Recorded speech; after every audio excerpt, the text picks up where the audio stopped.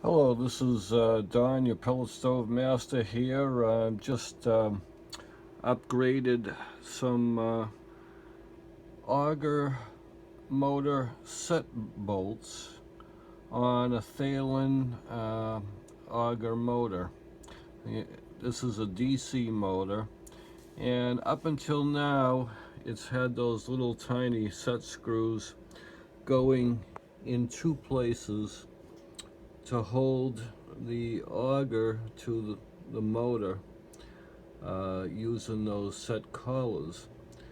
Now they just came out with the longer bolts that I think they bite better. These two small ones on this particular motor came loose, and it was causing some pellet bunching, pellet jamming a little bit.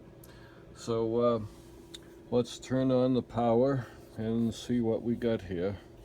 Here's the bench power, and now the 12-volt power supply. There we go. And there we go. The auger is going. You can see the two new upgraded set bolts spinning around. It's working real well. This is your pellet stove master. Have a good night and keep that auger turning. Bye.